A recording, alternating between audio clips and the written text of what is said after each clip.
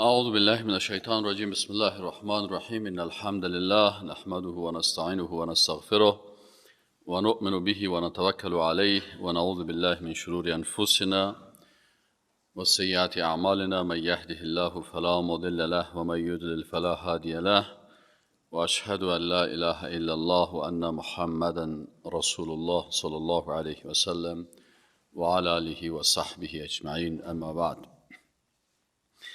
برادرای عزیز، خواهرای محترم، موضوعی که در آیت 175 سوره الاعراف الله متعال بیان میکنه یک موضوع بسیار خطرناک است در مورد او کسانی که دین میفهمند، عالم میشن، متخصص میشن، رتبه های علمی بزرگ میگیرن و در جامعه اونا را مردم بسیار قدر و عزت میکنه، ولی اینا به عوض از که از علم خود مثبت استفاده کنند، اینا از علم خود منفی استفاده میکنند.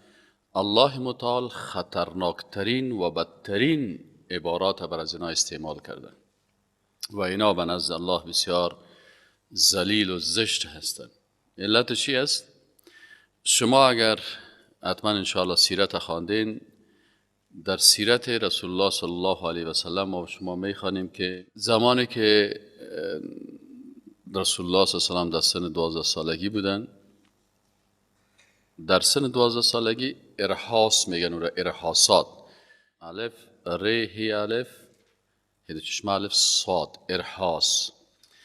ارهاس قبل از 40 سالگی رسول الله صلی الله علیه و سلم بود و معجزه بعد از بعثت، بعد از 40 سالگی.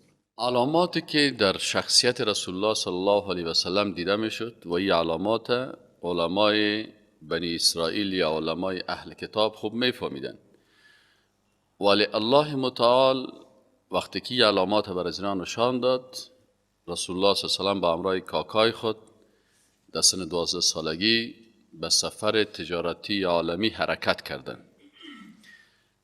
از این درس سیرت ما و شما دو درس میگیریم، دو قانون یاد میگیریم. قانون اولشی که رسول الله صلی الله علیه و سلم در اقتصاد بسیار نقش مهم داشت که در سن 12 سالگی به تجارت جهانی شروع کرد، اقتصاد جهانی. درس دیگه ایره میگیریم که وقت رسول الله صلی الله علیه و سلم در راه رسیدن، یک تن از علمایی که اهل کتاب بود به نام بحیرا، نامش مختلف ذکر کردن در کتاب ها، ای برای کاکای رسول الله صلی الله علیه و سلم یک نصیحت کرد و گفت که ای برادرزاده تو آخرین پیغمبرا هست و ما در وجود از این علامات دیده. میره شما در سیرت میخوانید، استادا درسای سیرت که براتون میدن. ولی برش گفت که اگر ایره در شام ببری، که در شام مرکز ادیان بود، در شام، فلسطین، سوریه، لبنان، اردن، این مناطق شام میگفتن، بلاد شام میگفتن. گفت وقتی اینا رو در این منطقه ببریم، باز اینجا علمای اهل کتاب هستن و عالم وقتی که گمراه شد به اندازه گمراهیش زیاد میشه که پیغمبر با وجود دانستن علاماتش میکشن. از این خاطر در این آیت قرآن اگر کلمات سختی برای از تو علما استعمال میشه، باز شما بفهمین که گناهی از این علما از گناه عوام الناس که خطرناکتر است. یک عامی وقتی که گناه میکنه نمیفهمه که من گناه میکنم، من کفر میکنم، من شرک میکنم. وقتی که عالم گمراه شد حتی پیغمبر میکشه. از این خاطر او عالم بر کاکای رسول الله هم در 12 سالگیش که علامات دید، گفتی رو وش کن نبری در شام، که اگر ببری او علمایی هستند که امی کلماتی که الله بر از اینا در قرآن استعمال میکنه در شأن از اینا هست.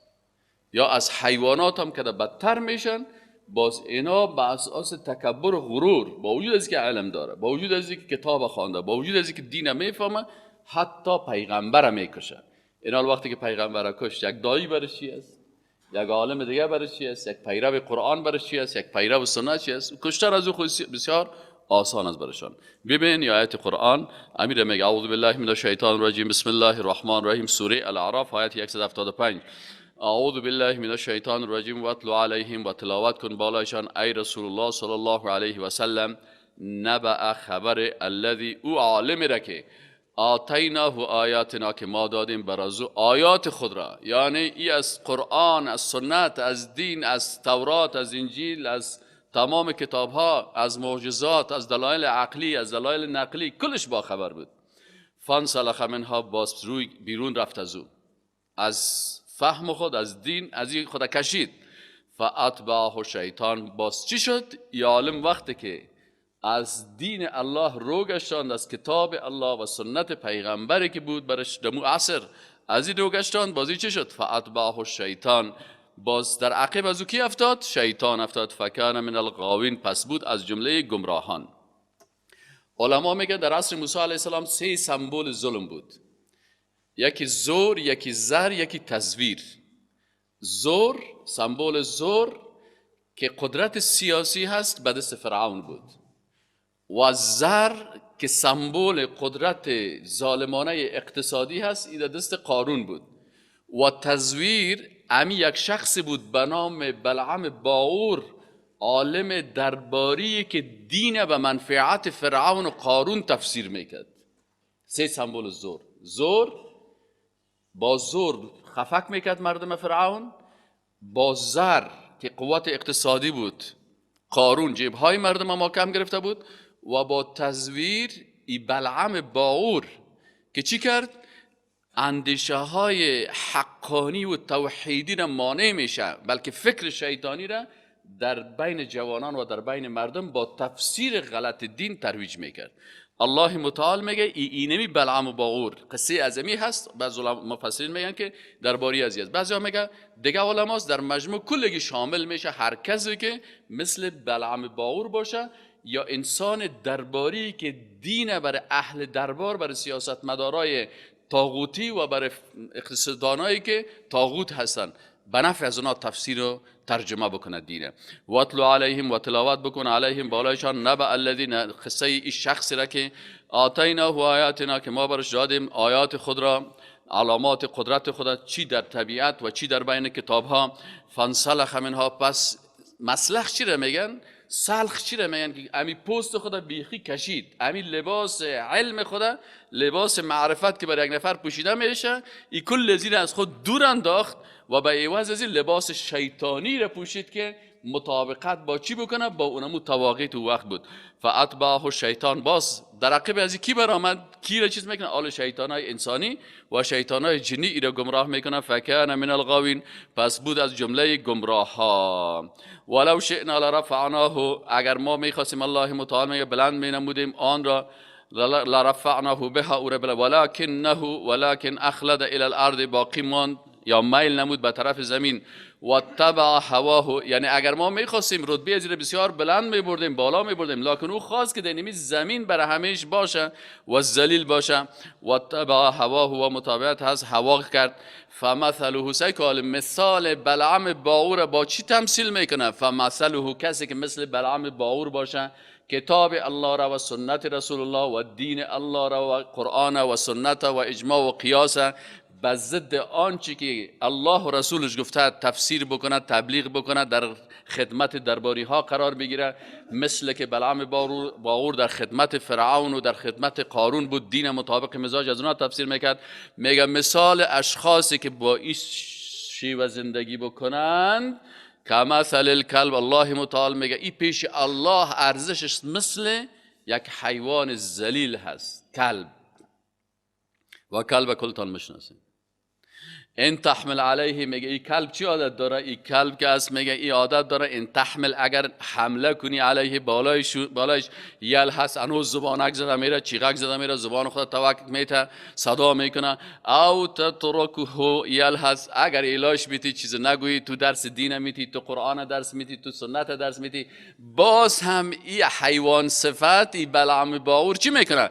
انوز هم زبان خود دراز میکنه سرتون. این در حقیقت برای علمای حقانی، برای پیروان قرآن و سنت، برای جوانان دعوتگر با ایمان، کسانی که به شریعت الله، حاکمیت دین الله راضی هستند، برای الله متعال یک آرامش میده. میگه یا مثل حیوانات است، اگر چیزی بگویشم سرت غوغو میکنه، اگر چیزی نگویم سرت غوغو میکنه. اگر چیزی بگویشم زبان خدا بر تمت تو داده میره، اگر آرام بشینی در مجلس هم که آرام بشینی شروع میکنه در جنن. ذلك مثل القوم الذين، این میگه مثال کدام قوم است؟ القوم الذين، و قوم که کذبوا بآیاتنا، که تکذیب کردن با آیات ما، با قرآن تکذیب کردن، با سنت تکذیب کردن، با تورات تکذیب کردن، با انجیل تکذیب کردن، تمام آنچه که پیغمبر آورده بودن.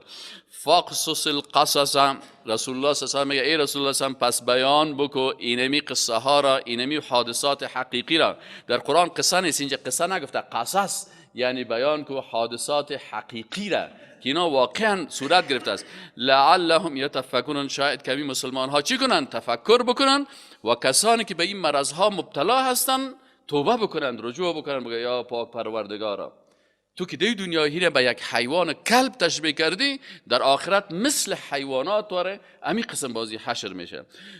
مثل القوم الذين كذبوا بآیاتنا، ساء بسیار زشت است، مثل القوم مثال ای قوم، الذين او قومی که کذبوا تکذیب نمودن، به آیاتنا به آیات یا نشانه های قدرت ما، به کتاب ما، به سنت ما، با تمام دلایل ما، و انفسهم كانوا یظلمون، و بر نفس های خود اینا چی میکردن؟ كانوا یظلمون علی انفسهم، یعنی و انفسهم كانوا یظلمون ای یظلمون علی انفسهم، اینا بالای نفسای خود چی میکردن؟ ظلم میکردن. از این خاطر الله متعال میگه که یجاء بالرجل یوم القیامه، میگه آورده میشه یک شخص در روز قیامت، الله حفظ کنه، الله حفظ کنه. یجاء بالرجل یوم القیامه، یک شخص را در روز قیامت می آورن، فیلقى فی النار، میگه این شخص در آتش دوزخ انداخته میشه. فتندلق اقطابه، میگه چی است؟ میگه امی روده های حذیف فیدور بها فی النار، میگه همه گردش چیز میشه و این دمی آتش دوزخ همه دور داده میشه.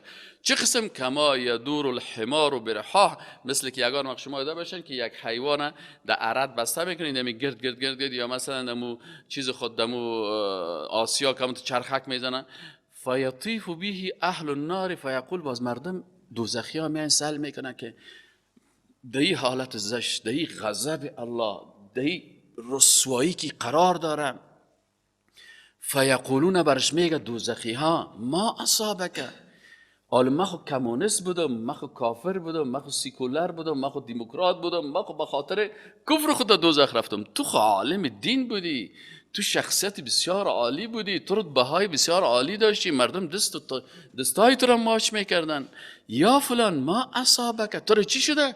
تو خو که در روز جمعه استاد میشدی، در خطبه استاد میشدی، علم تکن تأمرنا بالمعروف و تنهانا عن المنکر، تو ما را امر بالمعروف و نهی عن المنکر نمیکردی؟ بلا، فیقول بلا، بلکه میگه بله من همو آدم بودم، قد کنت آمرکم بالمعروف، خودم براتان شما را دعوت میکردم به طرف حق، لکن خودم به ضد حق میکردم، خودم دشمن توحید بودم، خودم دشمن قرآن بودم، خودم دشمن سنت بودم.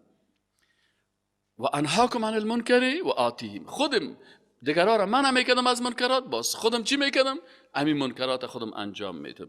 این میگه این حدیث صحیح است، در صحیح الجامع شیخ البانی میگه که حدیث این من یهدی الله، هر کس را که الله هدایت کنه، فهو المهتدی، اونو شخص حقیقتا هدایت شده، و من یضلل، و هر کس را که الله گمراه کند، فاولئک هم الخاسرون، اینا حقیقتا اونا خاسر هستن. الله چطوری گمراه میکنه؟ برش قرآن داد، برش سنت داد، برش دین داد، برای احکام داد، عقل داد، وسایل داد، دلایل داد، کلش میفهمه، لکن این غرور داره، تکبر داره، خودخواهی داره، دنیا پرستی داره، غلامی را خوش داره، نوکری را خوش داره. الله متعال این قسم ذلیل میسازه، و کسانی را که الله بازی قسم ذلیل و گمراه بسازه، باز میگه اینا حقیقتا چی هستن؟ خاسرون، خساره کردن. الله متعال میگه شما جگرخون نشین، این مردم ها چی هستن؟ به خاطر از اینکه الله متعال در علم غیب خود میفهمه که بعضی کسا که ولو برش قرآن کلش ختم کنی، احادیث کلش برش بخوانی، قبول نمیکنن. چرا؟ اینا مردمای متکبر هستن، مثل ابلیس هستن. الله متعال میگه لقد ذرأنا لجهنم، یقینا که ما آفریدیم، خلق کردیم، لجهنم، برای دوزخ، کثیر من الجن والانس، ما جنها و انسانها را. در یک جای قرآن میگه و ما خلقت الجن والانس الا لیعبدون، ما خلق نکردیم انس جن مگر بر چی خلق کردیم؟ بله عبادت. اگر باز عبادت نکرد، باز چی شد؟ باز الله متعال میگه یار ما باز آماده کردیم این انسانها را برای چی؟ برای جهنم. لهم یا چی صفت داره؟ حاله یا الله صفاتش برای ما بگم. همین مردمای جهنمی دوزخی را چه قسم بشناسیم؟ مردمای جهنمی و دوزخی را چه قسم بشناسیم؟ الله متعال میگه سعی کنین. دلیل اولشان چی است که لهم قلوب لا یفقهون بها، خوب قلب دارن اما قلبش همراهش همکاری نمیکنه که حق درک بکنه. وقتی که در گمراهی رفت رشوت خورد خوشحال است، غلامی کرد خوشحال است، دوستی با کفار کرد خوشحال است، راحت از حرام پیدا کرد خوشحال است، دزدی کرد خوشحال است. قلب ازی درک نمیکنه که این گپا خاطر در آتش دوزخ میبره. لهم قلوب، اینا قلب دارن لکن لا یفقهون بها، با این قلب خود این فقیه و عالم و دانشمند نمیشن ولو که کل قرآن هم برش بخوانیم. ولهم اعین، و بر از اینا چشم ها هست لا یبصرون بها، حق نمیبینن، میبینن دلایل قدرت الله را، میبینن که اینی ظالم است، اینی قاتل است، اینی کافر است، لکن با وجود از این ببینین میگه کافر بسیار خوب مردم است. او برادر خونه ده بر ما کافر است که قریه را در میته، نه خوب مردم هستن، بسیار دموکرات هستن. او را بمبارد کرد، اون کشت، اون تباه کرد، اون قرآن پاره کرد، اون توهین کرد بر رسول الله صلی الله علیه و آله. بازم میگه نه مردم کافر که است بسیار مردم با تمدن هستن، خوب سیویلایزیشن داره. کوکی سیویلایزیشن و تمدنش ولی خود حداقل انسانیت نداره که احترام بکنه عقیده دیگر را، ایمان دیگر را، پیغمبر دیگر را. هر چی که از دانشان آمده میره میگه نه میگه این آزادی بیان است. آزادی بیان یعنی بی‌تربیگی، یعنی بد اخلاقی، یعنی توهین کردن دیگرا. لعنت با تو آزادی بیان، این خود آزادی بیان نیست، این خود لودگری هست، حیوانیت است. این الله متعال میگه یا صفتشان است. شما هیچ وقت جگرخون نشین. لهم اعین، و دیگه اینا چشم ها دارن خوب لق کتا خوب عینک های لکس مانده. لا یبصرون بها، توسط از چشم ها هیچ وقت حق نمیبینن. ولهم آذان، و گوش دارن، گوش هایشان است که لا یسمعون بها، حق نمیشنون. همین حق که برشان چالان شده دیگه دلشان چی میشه؟ یک روز یک کس را یک کست دینی دادن، دیگه روز چی میگه استاد چقدر ما را دعو زدین؟ گفتم کی دعو زدیم؟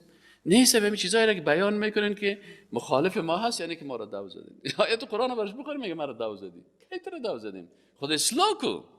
ان الله اسم اولئک، الله متعال میگه اینی مردم ها که هستن به نزد الله پیش شما خود انسان است، بسیار باز خود شخصیت عالی میده. رتبهشان پیش الله چی است؟ میگه رتبهشان کل انعام، مثل رتبه حیوانات است. بل هم اضل، بلکه از حیوانات هم که بدتر هستن. به خاطر از اینکه شما اگر یک رشوت خور با یک پشک مقایسه بکنین، پشک وقتی که گوشت دوزی میکنه پیشریت نمیخوره، فرار میکنه. چرا؟ این پشک میفهمه که والا من خود جنایت کردم، اما رشوت خور رشوت هم میگرسه اون لق سایل میکنه. پس الله متعال میگه بل هم اضل، اینا از همه حیوانات زمین پشک هم کدام رشوت خور چی است؟ این بدتر است. اولئک هم الغافلون، حقیقتا این مردمای غافل و جاهل هستند.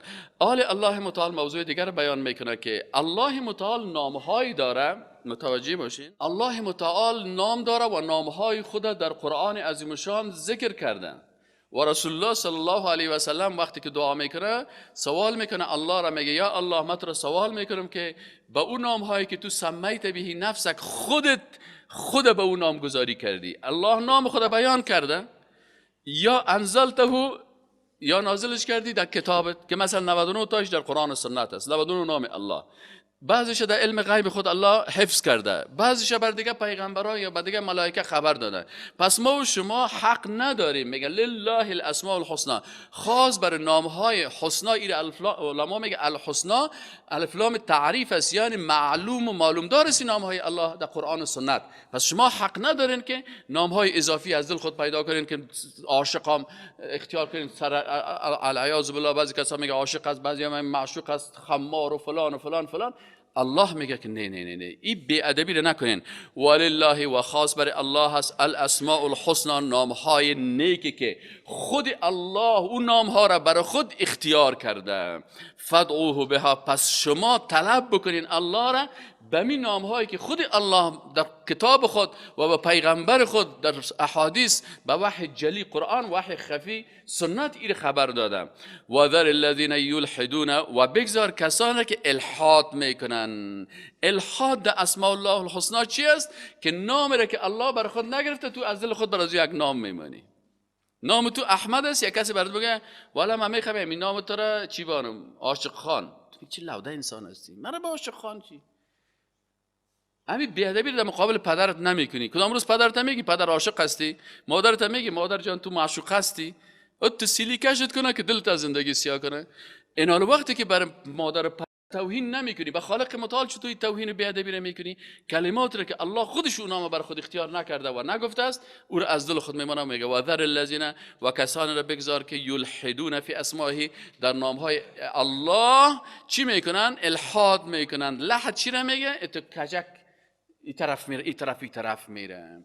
و یا بعضی اوقات از بعضی از نام های الله را اینا گرفته بودن از الله لات جور کرده بودن، مؤنث جور کرده، مثل قال بسیاری که اساس نام دختر خود الهه میمونه. الهه چی معنی؟ یعنی العیاذ بالله معبود مؤنث، و این کفر است، این کفر است. این حال میگه و ذر الذین، و بگذار کسانی را که یلحدون الحاد میکنن، کجرویشی میکنن، کفر میکنن فی اسمائه، در نام های الله، سیجزون، زود جزا داده میشوند، ما کانوا یعملون، به سبب آنچه که اینا عمل میکردن. عالم در بین علما چی هستن؟ داعیای حقیقی، دعوتگرای حقیقی، جوانان دعوتگر حقیقی، ریش سفیدان دعوتگر حقیقی، علما، مولویان، ملا صاحبان، مثلا خطیبان حقیقی هم هستن. اینا کدام مردم هستن؟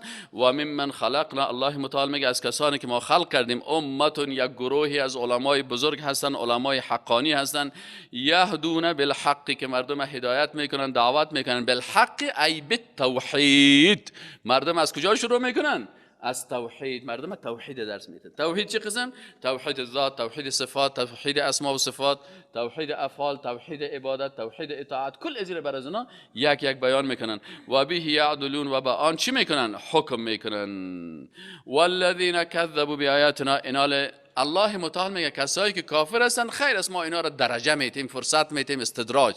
شما متوجه باشین در اسلام یکی معجزه هست که مخصوص پیغمبراست، یکی کرامت است که به اولیاء الله می باشه، مثل که برای بی بی مریم کرامت در قرآن ثابت است، یا مریم انا لک هذا. کسی که از کرامت اولیاء انکار میکنه، انکار به قرآن است. پس اولیاء، لکن اولیاء الله کی هستن؟ اولیاء الله کسایی هستن که دو صفت دارن، الذین آمنوا و کانوا یتقون، ایمان دارن و تقوا دارن. والذین کذبوا بآیاتنا، و سوم چی هستن؟ سکن یکی چی شد؟ معجزه شد، یکی کرامت شد. متوجه شدین؟ سومش استدراج است. استدراج چی است؟ که الله بعضی اوقات بعضی درجات میته برای بعضی دشمنای خود، به خاطر ازی که باز بسیاری کسانی که حق خوش ندارن از امو استدراج از اونها استفاده بکنن. مثل که مثلا در آخر الزمان شما قصه چیز خوانده باشین، هم یک چشم که میآید، دجال، بعضی از چیزها داره که او کرامت هم نیست، معجزه هم نیست، و چی است؟ او را استدراج میگن. پس اگر پیغمبری از پیغمبرا یک امر خارق العاده را میکنه، معجزه هست. اگر ولی از اولیاء الله که مطابق قرآن و سنت زندگی میکنه، چرا یک تن از علمای بزرگ میگه اگر شما یک شخص دیدین که در هوا پرواز میکنه و در تو سر او را میره، لکن مخالف قرآن و سنت است، بفهمین که شیطان است. این استدراج است. و استدراج چی است؟ استدراجی است که بر انسان‌های گناهکار، بیدین، کافر بعضی اوقات بعضی امور خارق العاده داده میشه. مثلا شما اگر هندوستان برین، جادوگرا را سعی کنین عند دیوالا را میرن، کارهایی میکنن که عجیب و غریب. متوجه هستین؟ پس الله متعال میگه والذین، و کسانی که کذبوا، تکذیب کردن، به آیاتنا، به آیات ما، سنستدرجهم، پس آهسته آهسته آنها را چی میکنیم؟ استدراج میتیم و هلاکشان میکنیم، من حیث لا یعلمون، از جایی که اونا نمیدونن. و املی لهم، دیگه چی برشان میکنیم؟ مهلت میتیم برشان، شما ور خطا نشین اگر بر یک کافر وقت داده میشه.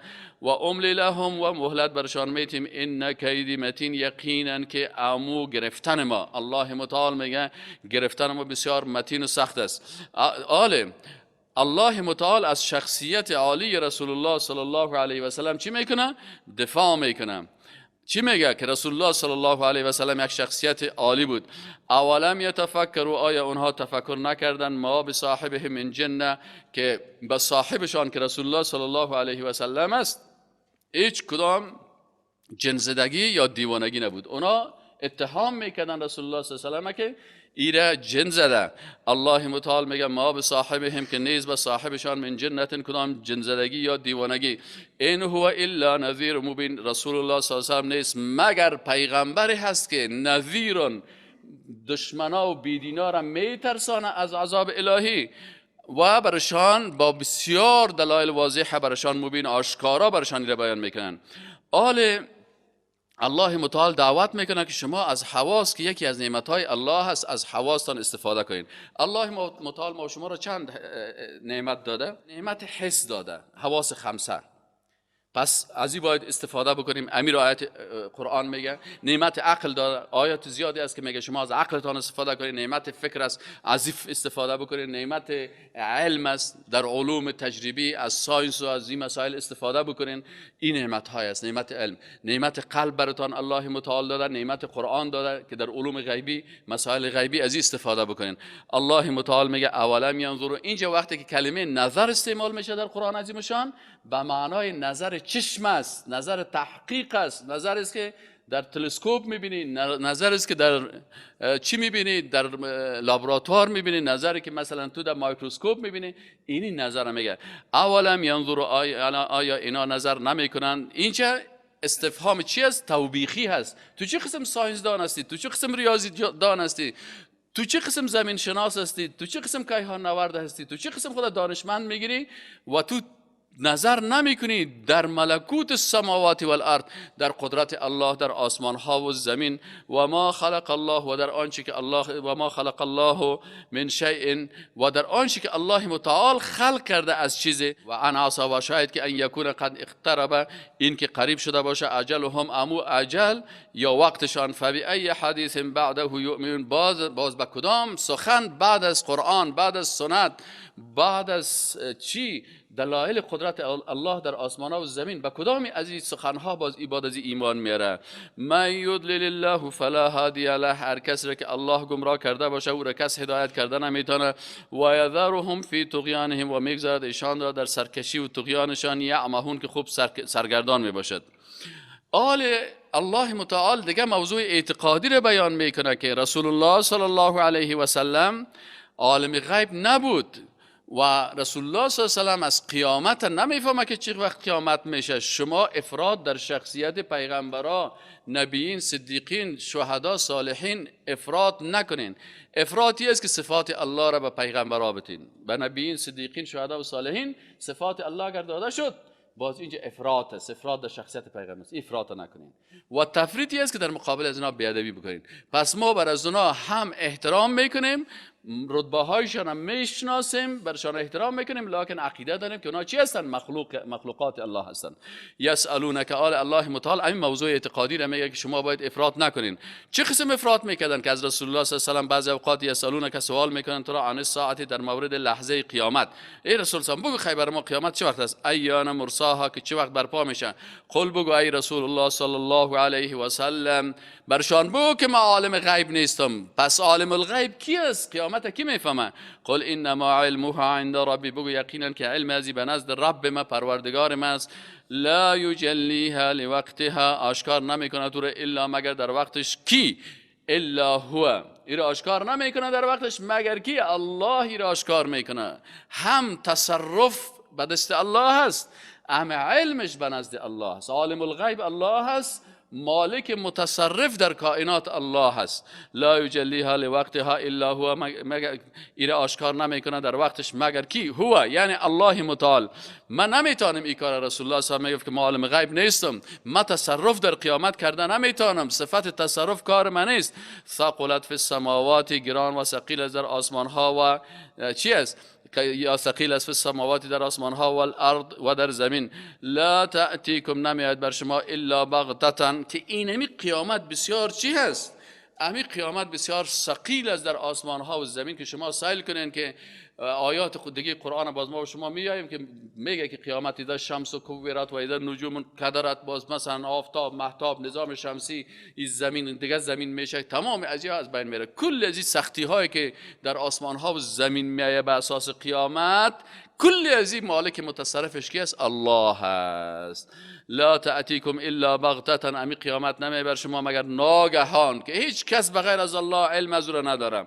یسالونک، سوال میکنن تو را که انک حفی، مثل که تو تحقیق کننده باشی، بسیار عالم باشی. آنها از آن قل بگو ای رسول الله صلی الله علیه و سلم، باز تاکید میکنن برای مردم عقیده توحید بیان بکو که در علم غیب الله کس را شریک نسازن. حال بسیاری فالبینا هستن، میگه من علم غیب میفهم، این سر تو یک هفته بعد این مشکل میایه، 2 هفته بعد سر تو این مشکل میایه، باز میگه من عالم غیب هستم. یکی باز دیگه میگه من تقدیرم تغییر داده میتونم، مالک متصرف هستم. کافر از فالبینا کافر میشه به میگم، باز میگه من بر تغییرش میتونم، بتی برای من 2000 روپیه، باز من همین سختی را سر تو چی میکنم؟ تغییر میتونم. اینال الله متعال میگه بگو که انما علمها عند الله، بگو که علمش به نزد الله هست، ولکن اکثر الناس لا یعلمون، لکن اکثریت مردم نمیفهمن، علم ندارن. آل الله متعال نفی صفات ربوبیت و مالکیت از رسول الله صلی الله علیه و سلم میکنن، تا به خاطر از اینکه بسیاری وقت مردم در شخصیت پیغمبرای خود افراط میکنن. رسول الله صلی الله علیه و گفت که لا تطرونی، ای امت من شما زیاد روی نکنین، زیاد مرا مدح نکنین، زیاد امی ناتای خطرناک نخوانین. لا تطرونی که ماطرت النصارى ابن مریم، شما این قسم مرا توصیف نکنین مثل که نصرانی ها عیسی پسر مریم زیاد توصیف کردن، بالاخره از صفت بندگی او را کشیدن، صفت الوهیت برش دادن، گفتن که عیسی بچه الله هست. شما این کارا را نکنین. بعضی کسا از ببینید که همین شعر خوانده میره، باز میگه پیغمبر صلی الله علیه و آله عرش میه و نور عرش مالک عرش و عرش می رهته و یہ کرتے و کرده. این پیغمبر صلی الله علیه و سلم بیخی سائل کنی که عین از کجا؟ باز از ما و شما هم کسی کتابکاش ترجمه میکنه، باز هم عین گپای شرکی را افراد میکنن. الله متعال رسول الله میگه لا تطرونی، این قسم مدح افراطی و توصیف افراطی بر من نکنین. چی کنین بر من؟ چی بگوین؟ اساس من بگوین که عبدالله و رسول، بگوین که پیغمبر صلی الله علیه و سلم بنده الله هست و رسول الله هست. همین 2 صفت مرا بس است. قل لا املک لنفسی، رسول الله صلی الله علیه و الله تعلیم میده، میگه بگو برای امتت، قل بگو ای رسول الله صلی الله علیه و سلم برای پیروان حقیقی موحد و یکتا پرستت که بر رسالت تو ایمان دارن، به بندگی تو ایمان دارن، به وحدانیت الله ایمان دارن، به اسماء و صفات الله ایمان دارن. قل بگو برشان ای رسول الله صلی الله علیه و سلم لا املک، من مخلوق هستم، مالک نیستم، لنفسی برای نفس خود که من پیغمبر هستم، برای خود نفع نه نفع رسانده میتونم، ولا ضر و نه هم ضرر رسانده میتونم. خودم برای خود چیزی کار کردن نمیتونم. الا ما شاء الله، مگر آن چیزی که الله خواسته باشه. ولو كنت اعلم الغیب، ما عالم غیب هم نیستم. ولو كنت اعلم الغیب، اگر من علم غیب می داشتم، لاستكثرت من الخیر، باز من بسیار نیکی ها را زیاد انجام میدادم. در شو نمیتونستن بیاین مرا مثلا از خانه بکشن، من 1 هفته پیش میرفتم، همون شو برش خبر رسید، دید که بچه‌ش من خود گورا و آمدن. اگر علم غیب می داشت باید چی میکرد؟ باید 1 هفته پیش وقت فرار میکرد. هنوز وای چیز نمیدن. علم غیب خویی است که باید از 1 هفته بعد خبر باشه. رسول الله صلی الله علیه و سلم خبر نداشت. 1 دفعه که خانهش محاصره شد، دید که والین کافر آمدن برای محاصره کردن. اینمی قسم علی رضی الله تعالی عنه وقتی که حمله میکردن سرش، علی رضی الله تعالی عنه اگه علم غیب میداشت 100 نفر جوانا رو میگفت مرا محافظه بکنین، سرش حمله کردن، آمدن مثلا به شهادت رساندنش. عمر رضی الله تعالی عنه علم غیب نداشت، در نماز پیش شده بود، خبر نداشت که در صف نماز یک بیدین کافر تیار خنجر دستش کته میزنه، در مثلا ایره به شهادت میرسونه. و به نمی قسم اینال الله متعال بر رسول الله صلی الله علیه و سلم میگه که ای رسول الله صلی الله علیه و قل بگو برشان لا املک لنفسی، من مالک نیستم برای نفس خود نفعا ولا ضر. وقتی که رسول الله صلی الله علیه و مالک نفع و ضرر برای کس نباشه، پس چطور میتونه یک پرنده بر انسان نفع و ضرر برسانه؟ این پرنده فلانی زیارت برای من نفع و ضرر میرسانه. چطور میتونه یک چوب برای یک کس نفع و ضرر برسانه؟ چطور میتونه یک موره برای یک کس نفع و ضرر برسانه؟ این مورگک بسیار چسری در گردنش چکم پرتم، این دانگک صدف پرتم، این تارک پرتم، این تاویزک پرتم. رسول الله صلی الله علیه و میگه من علق، کسی که در گردن خود اویزان که تمیمتا اینمی چیزا ری سنگک و چوبک و این چیزا کارن تو مارک، میگه فقط اشرک، میگه این شریک ساخت اینمی آرده با الله، شرک نمود. قل بگو برشان لا املک، من که پیغمبر هستم، اگر شما امت من هستین، شما عقیدتان از قرآن میگیرین، من خود مالک نفع و ضرر نیستم، نه بر کسی نفع رسانده میتونم نه ضرر رسانده میتونم، الا ماشاء الله، مگر آنچه را که الله متعال بخواهد.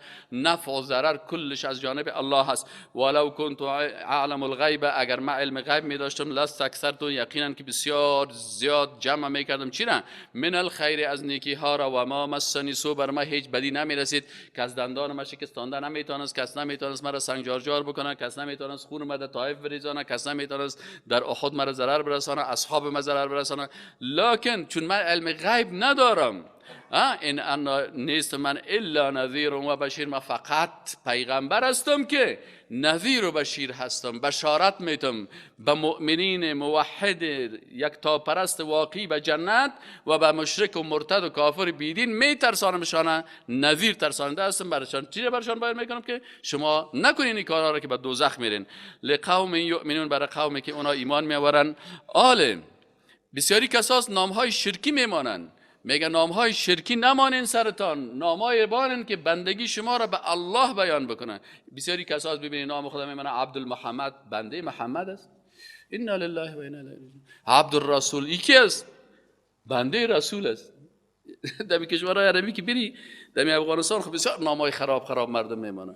همینجا که مجرد که نام افغانا میرسید، از دیگر نامایشان محمد، ابراهیم، اسماعیل، اسحاق، همین نامای پیغمبرها بود، عبدالله، عبدالرحمن، عبدالمهیمن، یارا میخوان. به افغانا که میرسید باز میگفت نبی الله، باز استاد استغفر الله لا اله الا الله، تو نبی الله هستی ای مسیلمه کذاب. باز دیگه چه نامت چی است؟ باز عبدالرسول، انا لله و انا الیه راجعون. تو بنده رسول هستی، چرا بنده الله نیستی؟ این نام‌ها رو صاحب جور میکنه، عبدالرسول و عبدالحسین و عبدالمحمد و کل ما بنده الله هستیم. بیخی همین استاد ایران میماند میگه شما الیس فیکم رجل رشید، ندارین یک عالمی که بر شما حداقل نام شما را تصحیح بکنه. والا ایران میماند میفهمید. بسیار بدبختی بود در اینجا. هو الذی، الله متعال میگه، الله متعال ذاتی است که خلقکم من نفس واحده، شما را خلق کرد از یک نفس که آدم علیه السلام است، و جعل منها زوجها، و از او خلق کرد چه؟ همسرش. این زنها چقدر خوب شخصیت عالی دارن. مردها خاکزاده هستن، زنها پیغمبر زاده هستن. خانم‌ها کس میگه حقوق نداره. این است که شما را چه خوب چیز خلق کرد، از پیغمبر، از قبرغه پیغمبر پیدا شده. این مقام عالی. و جعل منها، و ازمی پیغمبر خلق کرد که زوجها، همسرش بی حوا را علیه السلام، لیسکن الیها، تا سکون آرامش بگیره با وی. فلما تغشاها، پس هنگامی که پوشش نبود، یعنی رابطه جنسی همراهش قرار کرد، حملت، حمل یا باردار شد، حملا خفیفا، یک حمل خفیفی که او تقریبا در حالت مضغه و علقه و اینا بودن. فمرت به، پس مرور کرد 4 ماه، 5 ماه، 6 ماه، 7 ماه که گپا که شد. فلما اثقلت، پس وقتی که سنگین شد، دعوا الله ربهما، باز اینا دعوا اردویشان دعا کردن، دعوا الله اردویشان دعا کردن الله متعال که ربهما، رب اردویشان بود، رب آدم و رب حوا علیهم السلام. اینا گفتن چی دعا کردن؟ گفتن یا الله، سیکو پیغمبر به الله میگه که برای ما اولاد بتی. حال مردم باز میرن از پیغمبر اولاد میخوان. سیکرین ادب پیغمبر سیکو، عقیده پیغمبر سیکو، عقیده پیروای پیغمبر سیکو. پیرو حقیقی پیغمبر باید امو قسم دعا بکنه که پیغمبر کردن. این میگه اردویشان دعا کردن، دست دعا بالا کردن برای الله که الله ربشان است، توسل کردن با نام الله که ربشان است. گفتن ای رب ما، لئن اتیتنا، اگر ما را بیتی صالحا، یک فرزند صحتمند که عیب میب نداشته باشند، لنکونن من الشاکرین، حتما ما می باشیم از جمله شکر کنندگان. فلما آتاهما صالحا، پس وقتی که الله متعال بر از اینا فرزند صالح داد، جعل له شرکاء، بسیاری از کسایی هستند که میگردانند، و بعضی ها میگن که اینا هم یک اشتباه کردن، برای ازیا وسوسه کرد شیطان که نام از این چیز بانین، عبدالحارث بانین. این تو یک اشتباه کردن دیگه. چی از شرکا، شریکا، فی ما آتاهما، به آنچه که الله برشان داده بود. فتعال الله عما یشرکون، الله متعال بسیار عالی است مقامش از این که مثلا بت پرستای چی که عادت داشتن، بت پرستای مکه قریشی عادت داشتن چی میکردن؟ به الله چی میکردن؟ شریکار در نام ها، مثلا نام های خود عبدالکعبه میماندن، عبداللات میماندن، عبدالعزا میماندن. پیغمبر صلی الله علیه و یکی از توحید عملی رسول الله صلی الله علیه و بود که یکی از بخشایش امی بود که وقت نامی را که در اون نام شرکی می بود فورا رسول الله صلی الله علیه و چی میکرد؟ تغییر میداد. همین نام عبدالکعبه، بنده کعبه. ما بنده کعبه نیستیم، ما کعبه رو پرستش نمیکنیم. او مثل این دیوال وارث، مثل که روی طرف دیوال دور میتی به الله سجده میکنی. حالا ما که روی خود طرف قبله دور میتیم، روی ما دیوار است، کسی که به دیوار خود سجده نمیکنه، به دیوار کعبه هم ما سجده نمیکنیم. یا باز خودشان کعبه را معبود خود ساخته بودن، نام خود عبدالکعبه ماندن. خود عبدالکعبه نام ماندن یک شرک است. رسول الله صلی الله علیه و عبدالکعبه، عبداللات، عبدالمنات، عبدالهبل، عبدالمسیح، عبدالابراهیم، عبد اسماعیل، یارو کلش اجازه نمیداد که تو ناما را کسبانه. میگی نامای را بندی مخلوق خدا بسازی، نیست، این کارا را اجازه نمیداد. اینا الله متعال میگه چی هست؟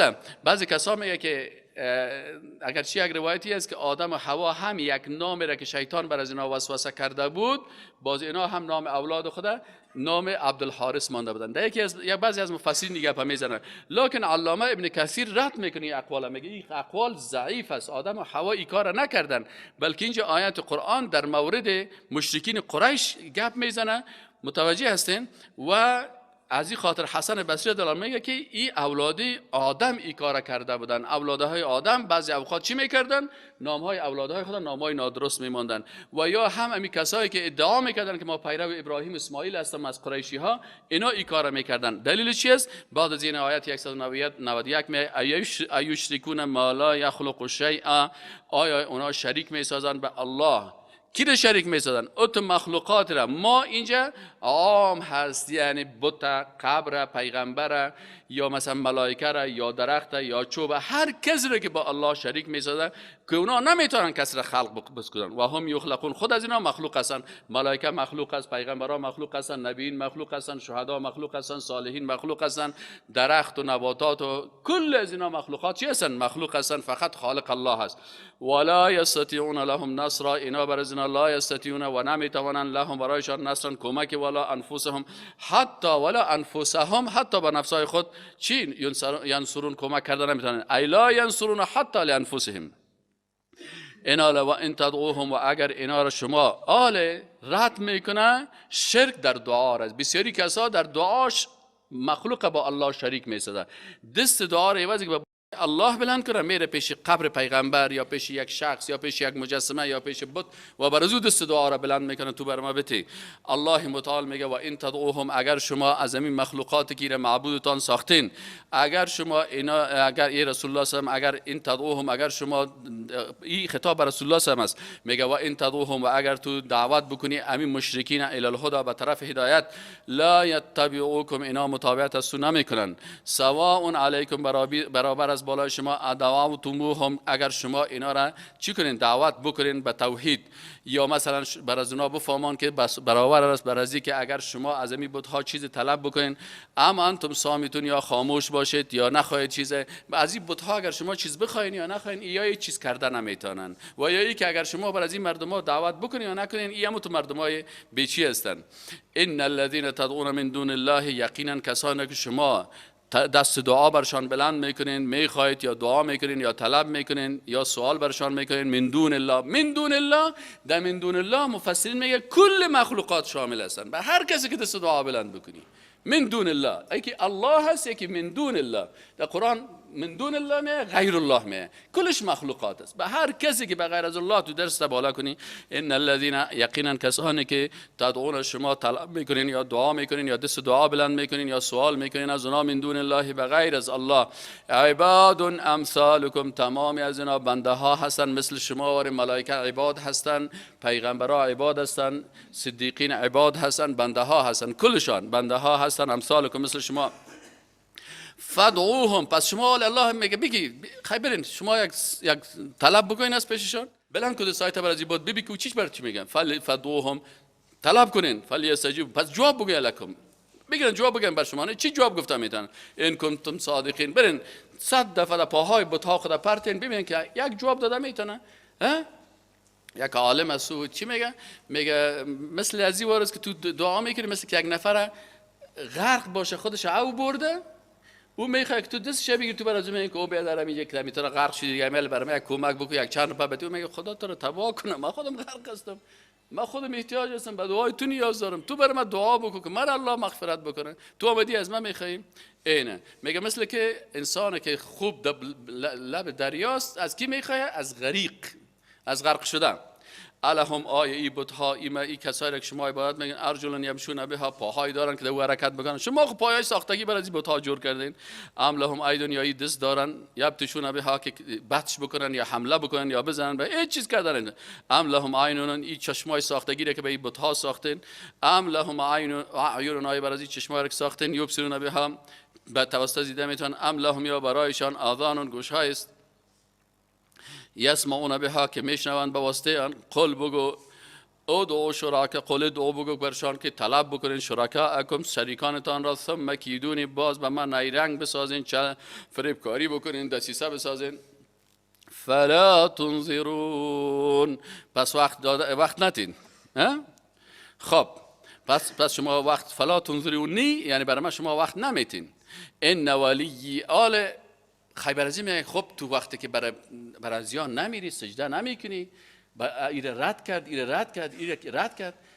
ما خوی بت‌ها را اولیاء الله فکر میکنیم، ما خوی مخلوقات دوستای الله فکر میکنیم، به رجوع میکنیم. خی وقتی که اینا نمیتونن نفع برسانن، ضرر برسانن، فایده را برسانن، برشان دعا نکنیم. خی دوست کی است؟ ولی ما، دوست ما کی است؟ الله متعال میگه که ای رسول الله صلی برشان بگو که ان ولیه، این ولیه بگو که بر ما ولی ما کی است؟ الله سبحانه و تعالی دوست ما هست. ما به الله دست دعا بلند میکنم، ما به بارگاه الله میرم.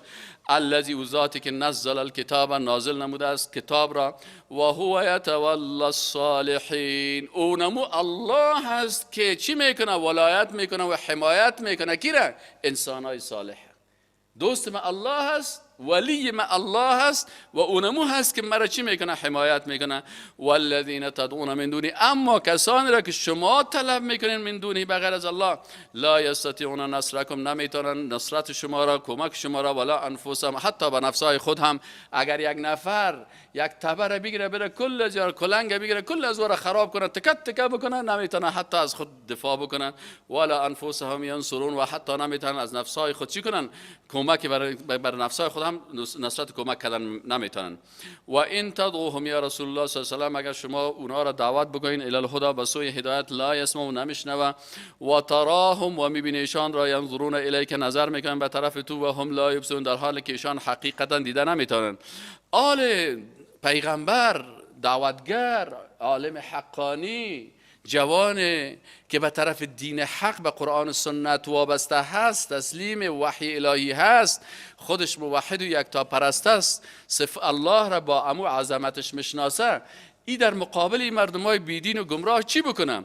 میگه وظیفه شما چی است؟ خود العفو، ای پیغمبر، ای پیروان پیغمبر، ای دایان حقیقی، ای علمای حقانی، خود العفو، گذشت بکنین، و امر بالعرف، و امر بکنین به کارهای پسندیده، و اعرض عن الجاهلین، وقتی که جاهل کتان روبرو میشه روی بگردانین. شما کسان دستی یخن، مشتی یخن، غالمغال دو میزنید، دشنام میتید، گپای زشت میگید، تو هیچ چیزا رو نگو. مسلمان دعوتگری که پیرو رسول الله صلی الله علیه و زبانش باید بسیار عفیف و پاک باشه. حتی اگر کس تو رو دشنام داد، بگو سبحان الله والحمد لله ولا اله الا الله والله اکبر ولا حول ولا قوة الا بالله العلی العظیم. هیچ وقت تو جواب دشنام نتی، جواب بد گفتن. زبانت باید عفیف و پاک باشه، مثل زبان رسول الله صلی الله علیه و سلم. و اما ینزغنک، و اگر وسوسه برسد برای تو، من الشیطان، از شیطان، نزغن، کدام وسوسه، اگر کدام وقت شیطان تو رو وسوسه کنه که بخی تو هم مثل از اینا و همین قسم برخورد بگو که اینا هم در مقابل تو برخورد میکنن، برخورد زشت و شیطانی، و تو کدام وقت از پیشت اشتباه شود، فاستعذ فورا، اعوذ بالله من الشیطان الرجیم بگو، اعوذ بالله السمیع العلیم من الشیطان الرجیم. فاستعذ، پس بنا بر بالله، به الله، انه، یقینا که الله، سمیع، بسیار شنواس، علیم، دانا هست. ان الذين اتقوا، یقینا کسانی که تقوا نمودن، اذا مسهم، وقتی که برسد برشان، طائف من الشیطان، کدام طائف به معنای وسوسه، کدام وسوسه یا شک من الشیطان، از شیطان برشان برسد، تذکروا، یاد میکنن حکم الله را، یاد میکنن امو عفتی که الله امر کرده، فاذا هم هم مبصرون، باز اینا خوب بصیرت، اهل بصیرت میشن، خوب اما تو عمیقانه در مسائل فکر میکنن. و اخوانهم و برادرشان برای گمراهان، برادران شیطانیشان، یعنی برادرای شیطانیشان، یمدونهم کمک میکنند برشان فی الغی در گمراهی. شیطانای انسانی را کی کمک میکنه؟ شیطانهای جنی. فی الغی در چی؟ در گمراهی. ثم لا یقصرون، باز کوتاهی نمیکنند در گمراهی. و اذا لم تأتهم، و وقتی که تو لم تأتهم نیاوری به نزدشان به آیت، کدام آیت؟ قالوا لو لجتبیتها، باز میگن چرا برنگزیدی؟ قل انما اتبع، بگو که ما چیز را از دل خود گرفته نمیتونم، اختیار کرده نمیتونم. انما یقینا ما که هستم اتبع، متابعت میکنم، ما یوحى الی ربی، وحی میفرستد بر من کی؟ ربی، پروردگار من. هذا بصائر من ربک، اینمی احکام که گفته میشه احکام روشن و گرانبها هست. از جانب کی روشن فکری هست؟ از جانب کی هست این روشن فکری و روشن بینی و قلب روشن که برای شما با این احکام الله داده میشه؟ من ربکم، از جانب پروردگارتان، و هدن و هدایت است، و رحمت و رحمت است، لقوم یؤمنون، به قومی که ایمان دارن. آل ادب با قرآن چی هست؟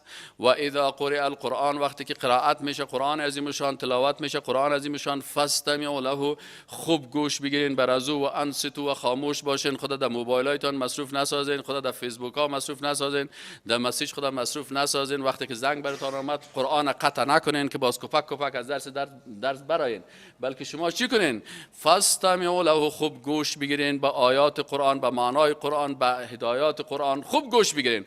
و انصتوا، و با خاموش باشین که بشنوین. لعلکم، شاید که باز در اون صورت که ادب و احترام در مقابل قرآن ادا کردین، باز بالای شما رحمت الله نازل میشد. لعلکم ترحمون، یعنی کسی که قرآن گوش نمیگیره، کسی در وقت تلاوت قرآن خاموشی اختیار نمیکنه و در اینجا پر میگه و گپ میزنه و در تلفن مشغول میشه، از رحمت الله ناامید میشه. پس شما گوش بگیرین، خوب خاموش باشین و باز از او تفکر و تدبر بکنین، رحمت الله برتون نازل میشه. واذکر فی ربک، آل میگه چه قسم ذکر بکنیم؟ بعضی کسا میگه ذکر بکنیم، ذکر الله را میگه. بله، واذکر ربک فی نفسک، و یاد کن الله را پیش از اینکه در زبانت یاد کنی، الله را در نفست یاد کن. الله متعال میگه بسیاری کساست در دستش تسبیح از خودش قرار قصه گفته میرم تو دیگه بر تو گوش گرفته، زبانش تو شورک میخوره. چی قسم؟ اول تو قلبت کتمه هست، فکر طرف ماست، یا تو سبحان الله میگی؟ یک وقت ببینید 500 دفعه سبحان الله گفتم، در این 500 دفعه 5 دانه قصه هم خوب گوش گرفته، خبرهای تلویزیون هم گوش گرفته، حتی در مجالس خراب هم شیشته. الله متعال میگه واذکر، اول یاد کو یا ربک، پروردگارت را، فی نفسک، در نفس، در داخلت. وقتی که خوب ایره یاد کردی، تضرعا، با بسیار تضرع و عاجزی، که در وقت ذکر الله خیزک نزن، جستک نزن، عطن نپرتو، رقص نکن. در وقتی که الله را ذکر میکنی، الله میگه چی باید داشته باشی؟ تضرع.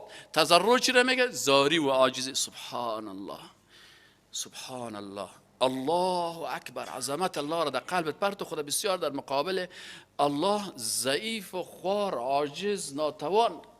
الله سبحان الله، سبحان، با قلبت و با زبانت تضرع داشته باش. اما این که تو عطن میپرتی، خیزک میزنی، خدا چی میکنی؟ کو که تضرع آمد؟ مخالفت با قرآن است. حتی ادب ذکر و ادب عبادت از قرآن باید یاد بگیری.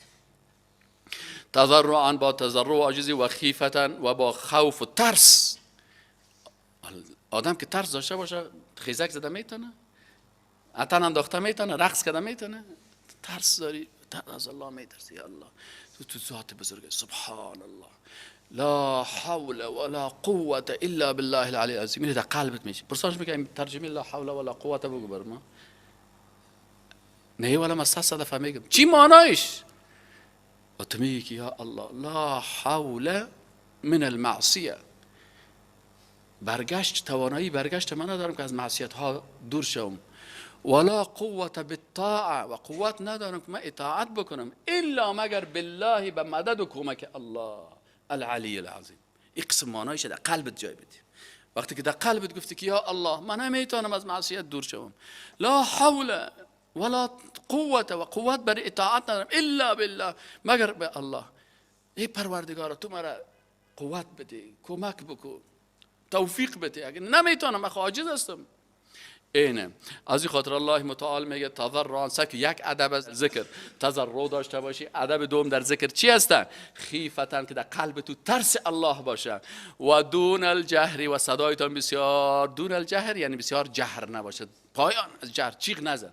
استاس سبحان الله، عمیق که خودت بشنوی سبحان الله والحمد لله ولا اله الا الله والله اکبر ولا حول ولا قوة الا بالله العلی العظیم. من القول دون الجهر من القول، و پایینتر از جهر سخنان. من القول از سخنان، بالغدو در صبحگاهان، و الآصال و در شامگاهان. ولا تکن من الغافلین، و از جمله کسایی نباش که اونا در غفلت هستن، الله را ذکر نمیکنن، نام الله را نمیگیرن. اذکار صبح و شام یاد بگین. کتابهای هست به نام حصن المسلم، پناهگاه مسلمان. اذکار صبح و شام باید هر مسلمان پیش خود داشته باشه و تقسیم اوقات 24 ساعته رسول الله صلی الله علیه و مراعات بکنه. و کسی که اذکار صبح و شام امی حسن المسلم میخوانم، اذکار صبح و شام، ان شاء الله ای در جمله ذاکرین می باشه، در روز قیامت حشرش میکنه، ذکر کننده ها. ولا تکن من الغافلین، از جمله غافلان نباش که ذکر الله را نمیکنن. ان الذين عند ربک، این آل میگه او کسایی که به نزد پروردگار هستند، شما غافل هستین از ذکر الله. او کسای ملائکه که پیش الله هستند، لا یستکبرون، تکبر نمیکنن از ذکر الله. و یسبحونه، الله را تسبیح میگن ملائکه. و له یسجدون، و بر الله چی میکنن؟ سجده میکنن. اینال کلگی بخیزین یک سجده چی بکنن؟ سجده تلاوت. این سر کلگی چی شد؟ واجب شد نه؟ سجده تلاوت فقط الله اکبر میگی، در زمین سر میمانی سبحان ربی الاعلی، خلاص.